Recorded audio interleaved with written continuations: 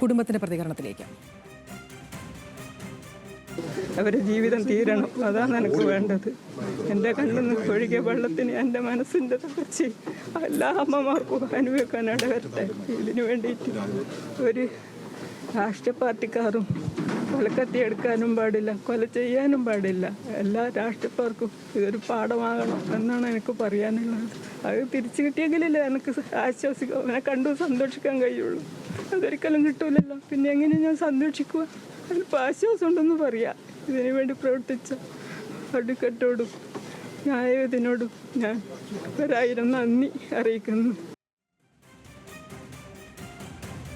നിഖിൽ തുടരുന്നുണ്ട്. നിഖിൽ, വിധിയിൽ ആശ്വാസമുണ്ട്, എന്നാൽ പൂർണ്ണമായി തൃപ്തരല്ല. കാരണം തങ്ങൾ പ്രതീക്ഷിച്ചിരുന്നത് വധശിക്ഷ തന്നെയാണ് എന്നുള്ളതാണ് കുടുംബം പങ്കുവെക്കുന്നത്. ഇപ്പോൾ അല്പം മുമ്പ് പ്രോസിക്യൂട്ടർ പറയുന്നത് നമ്മൾ കേട്ടതാണ്. അർഹമായ ശിക്ഷ തന്നെയാണ് ലഭിച്ചത്. ഇത് വൈകി എന്നുള്ളതും സാങ്കേതികമായി അതിനെ കുറ്റം പറയാൻ പറ്റില്ല. കാരണം പലതരത്തിലുള്ള കാര്യങ്ങൾ അതിനിടയ്ക്ക്, കോവിഡ് അടക്കമുള്ള കാര്യങ്ങൾ അതിനിടയ്ക്ക് വന്നുപോയി എന്നുള്ളതാണ്. തീർച്ചയായും ആതിര, കുടുംബത്തിൻ്റേത് വൈകാരികമായ പ്രതികരണം തന്നെയാണ്. കാരണം അവർ പോലെ റിജിത്തിൻ്റെ അമ്മ പറയുന്നത് പോലെ തനിക്ക് നഷ്ടമായത് എൻ്റെ മകനെയാണ്, അതിന് എന്ത് ശിക്ഷ ആർക്ക് നൽകിയാലും തിരിച്ചു കിട്ടില്ല. പക്ഷേ ആശ്വാസമുണ്ട് ഇത്തരമൊരു ശിക്ഷാവിധിയിൽ എന്നുള്ളതാണ്. പക്ഷേ പബ്ലിക് പ്രോസിക്യൂട്ടർ കൃത്യമായി അതിൻ്റെ നിയമവശമാണ് പറയുന്നത്. ഇങ്ങനെയൊരു കേസിൽ ലഭിക്കാവുന്ന പരമാവധി ശിക്ഷ തന്നെ കേസിൽ ലഭിച്ചു കഴിഞ്ഞു എന്ന് തന്നെയാണ് പബ്ലിക് പ്രോസിക്യൂട്ടർ പറയുന്നത്. 2005 പല കാരണങ്ങൾ കൊണ്ട് ഈ കേസിൻ്റെ അന്തിമ വിധിയിലേക്ക് എത്തുന്നത് നീളുന്ന ഒരു സാഹചര്യമുണ്ടായിരുന്നു.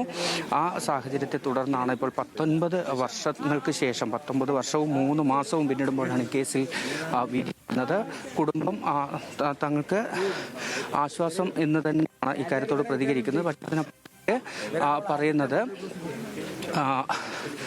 ഈ കേസിൽ ഇത്തരമൊരു സംഭവത്തിൽ ലഭിക്കാവുന്ന പരമാവധി ശിക്ഷ തന്നെ ഈ RSS BJP പ്രവർത്തകരായ 9 പ്രതികൾക്കും ലഭ്യമാക്കാൻ സാധിച്ചു എന്നുള്ളത് തന്നെയാണ്. 2005 ഒക്ടോബർ 3-നാണ് DYFI പ്രവർത്തകനായ റിജിത്ത് കൊല്ലപ്പെടുന്നത്. ചുണ്ടയിലെ ക്ഷേത്രത്തിൽ ഈ RSS ശാഖ നടത്തുന്നതുമായി ബന്ധപ്പെട്ട ഉണ്ടായ ഒരു തർക്കമാണ്. ആ തർക്കത്തിന് തുടർന്നാണ് ഈ ഒക്ടോബർ 3-ാം തീയതി രാത്രി ഒരു കിണറിന് സമീപം ഒളിച്ചിരുന്ന് അതുവഴി സുഹൃത്തുക്കൾക്കൊപ്പം നടന്നു പോവുകയായിരുന്ന റിജിത്തിനെ വെട്ടിക്കൊലപ്പെടുത്തുന്നത്. ആകെ 5 പേരാണ് അന്ന് ഒരുമിച്ചുണ്ടായിരുന്നത്. അതിൽ റിജിത്തിനാണ് വെട്ടേൽക്കുന്നത്. ആശുപത്രിയിൽ എത്തിക്കുന്നതിന് മുന്നേ തന്നെ റിജിത്ത് കൊല്ലപ്പെടുന്ന ഒരു സാഹചര്യവും ഉണ്ടായിരുന്നു. ആ കേസിലാണ് ഇപ്പോൾ ഏതായാലും തലശ്ശേരി അഡീഷണൽ സെഷൻസ് കോടതി 3 വിധി പറഞ്ഞിരിക്കുന്നത്. കുടുംബത്തെ സംബന്ധിച്ചിടത്തോളം അവർ പ്രതീക്ഷിച്ചത് വധശിക്ഷയാണ്, അത് ലഭിക്കുന്നില്ല എന്ന് പറയുമ്പോൾ പോലും ഈ കേസിൽ ലഭ്യമായ ഏറ്റവും പരമാവധി ശിക്ഷ തന്നെ ലഭ്യമാക്കാൻ സാധിച്ചു എന്ന് തന്നെയാണ് public prosecutor advocate BP Saseendran അല്പസമയം മുൻപ് പറഞ്ഞത്.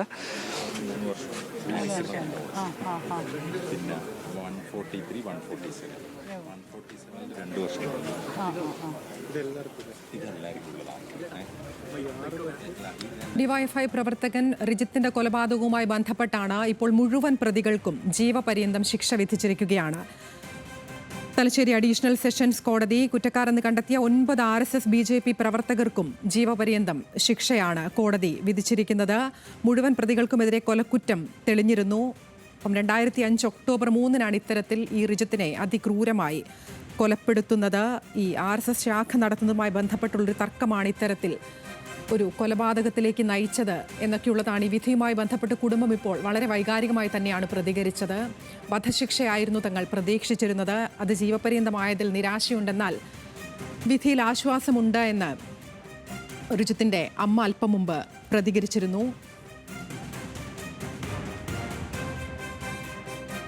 നിഖിൽ തുടരുന്നുണ്ട്. നിഖിൽ, ഈ ശിക്ഷാവിധിയുമായി ബന്ധപ്പെട്ട് കുടുംബം അപ്പീൽ പോകാൻ അങ്ങനെ എന്തെങ്കിലുമുള്ള സാധ്യതയുണ്ടോ?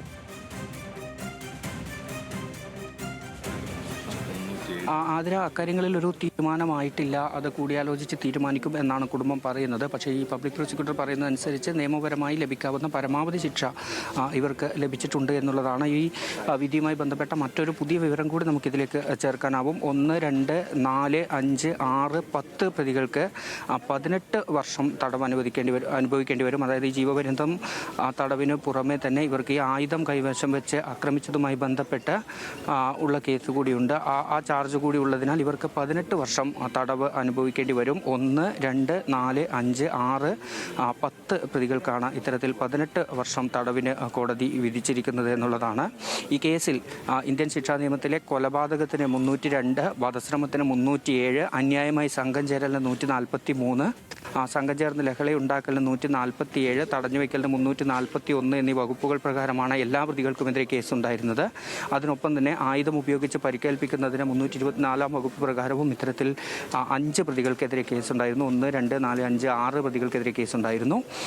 ഇതാണ് ഇതിൻ്റെ ചാർജ് ഷീറ്റ് എന്ന് പറയുന്നത്. ഏതായാലും ആശ്വാസകരമായ വിധി എന്ന് കുടുംബം പറയുന്നു. നിയമപരമായി ലഭ്യമാക്കാവുന്ന ഏറ്റവും വലിയ ശിക്ഷ എന്ന് തന്നെ പബ്ലിക് പ്രോസിക്യൂട്ടറും പറയുന്നു.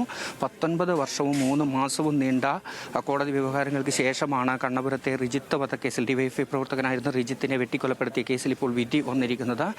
10 RSS BJP പ്രവർത്തകരായിരുന്നു ഈ കേസിൽ പ്രതികളായി ഉണ്ടായിരുന്നത്. അതിൽ ഒരാൾ 3-ാം പ്രതിയായ അജേഷ് വാഹനാപകടത്തിൽ മരിച്ചിരുന്നു. ഈ വിചാരണ നടക്കുന്നതിനിടെ മറ്റ് 9 പ്രതികളും കുറ്റക്കാരാണെന്ന് കഴിഞ്ഞ ദിവസമാണ് തലശ്ശേരി അഡീഷണൽ സെഷൻസ് കോടതി ജഡ്ജ് റൂബി കെ ജോസഫ് വിധിച്ചത്.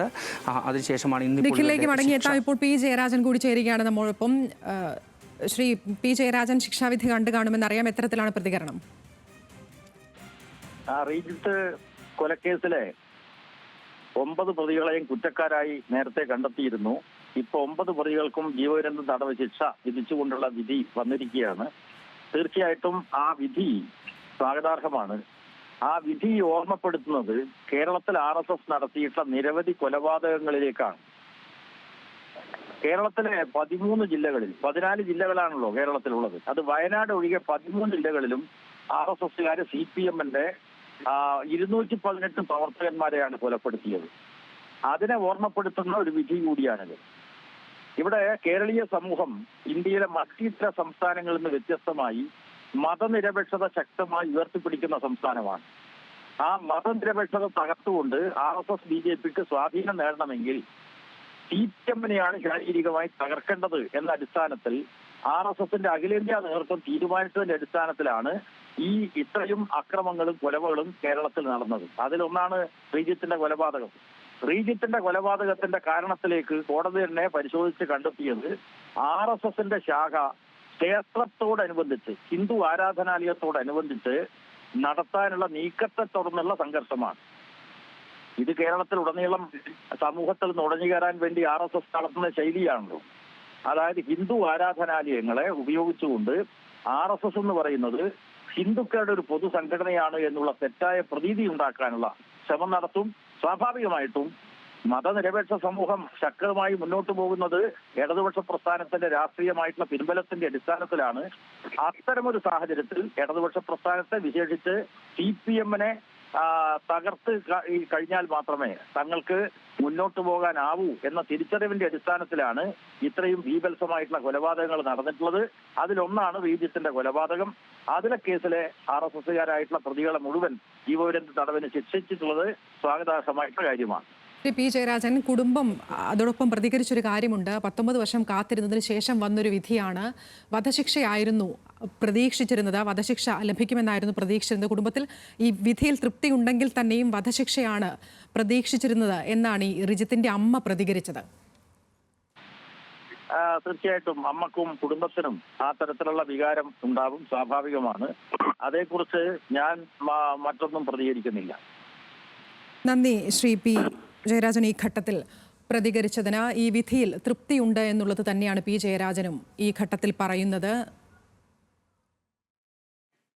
ഡിവൈഎഫ്ഐ പ്രവർത്തകൻ BJPയുടെയും പ്രവർത്തനങ്ങൾ ഒരു കാരണവശാലും അനുവദിക്കില്ല എന്ന നിലപാടെടുത്തൊരു പ്രദേശമാണ് ചുണ്ട. ഞങ്ങളുടെ സ്വയംസേവകർ RSSന്റെ പ്രവർത്തകന്മാർ ഈ ചുണ്ട ഭഗവതി ക്ഷേത്രത്തിൻ്റെ പരിസരത്ത് വെച്ച് ശാഖ നടത്തുന്ന സമയത്താണ് CPMന്റെ ഒരു പറ്റം ആളുകൾ ശാഖ ആക്രമിക്കുന്നതിന് വേണ്ടി അവിടെ എത്തിച്ചേർന്നിരിക്കുന്നത്. രാത്രിയാണ്, ഇരുടാണ്. ഈ സമയത്ത് 10-25ഓളം ആളുകൾ ശാഖ ആക്രമിക്കുന്ന സമയത്ത് ഉണ്ടായ ചെറിയ സംഘർഷത്തിലാണ് ഈ CPMന്റെ പ്രവർത്തകനോടെ കൊല്ലപ്പെട്ടത്. പരിക്ക് നമുക്കറിയാം, ചെറിയൊരു പരിക്ക് മാത്രമേ അദ്ദേഹത്തിൻ്റെ ശരീരത്തിലുണ്ടായുള്ളൂ. പക്ഷേ അന്ന് പോലീസ് ഏകപക്ഷീയമായ രീതിയിൽ നിരവധി ആളുകളുടെ പേരിൽ ആ പ്രദേശത്ത് ഇല്ലാത്ത ആളുടെ പേരിൽ പോലും അന്ന് കേസ് ചാർജ് ചെയ്തു. നമുക്കറിയാം ഇന്നത്തെ രീതിയിലുള്ള സാങ്കേതിക സംവിധാനങ്ങളൊന്നും തന്നെ അന്ന് ഉണ്ടായിരുന്നില്ല. അന്ന് CPM-ൻ്റെ ആളുകൾ കൊടുക്കുന്ന ലിസ്റ്റിനനുസരിച്ച് പ്രവർത്തകരെ പ്രതിയാക്കുന്ന രീതിയായിരുന്നു അന്ന് കണ്ണൂർ ജില്ലയിലെ പോലീസിൻ്റെ രീതി. CPM 5 വർഷക്കാലം മാറി മാറി ഭരിക്കുന്ന കാലഘട്ടത്തിൽ തന്നെ പോലീസിനെ ഉപയോഗപ്പെടുത്തിക്കൊണ്ട് നിരപരാധികളായ ആളുകളെ പേരിലാണ് ഈ കേസ് കെട്ടിച്ചമച്ചിരിക്കുന്നത്. പക്ഷേ കോടതിയിൽ സാക്ഷിമൊഴി പ്രതികൾക്ക് എതിരാണ്. അതുകൊണ്ട് തന്നെ ഈ കോടതി പ്രതികളെ ശിക്ഷിച്ചിരിക്കുകയാണ്. ഈ പ്രതികളുടെ നിരപരാധി തെളിയിക്കുന്നതിന് വേണ്ടി ബന്ധപ്പെട്ട മേൽക്കോടതിയിൽ അപ്പീലിന് പോകുന്നതിന് വേണ്ടി പാർട്ടിയും പ്രതികളുടെ കുടുംബങ്ങളും ആലോചിച്ചിരിക്കുകയാണ്. പ്രതികളുടെ നിരപരാധിത്വം ഞങ്ങൾ തെളിയിക്കും, യാതൊരു സംശയവുമില്ല. കാരണം ഈ കേസ് പഠിക്കുന്ന സമയത്ത് ഇത്രയേറെ പ്രതികളെയും ഒരുമിച്ച് ജീവപര്യന്തം ശിക്ഷ വിധിക്കുന്ന രീതിയിലുള്ള ഒരു തെളിവുകളും വിധിയിലില്ല, ഇതിലില്ല. കേസിൻ്റെ ഡയറി പരിശോധിച്ച് നമുക്ക് കാണാൻ സാധിക്കും.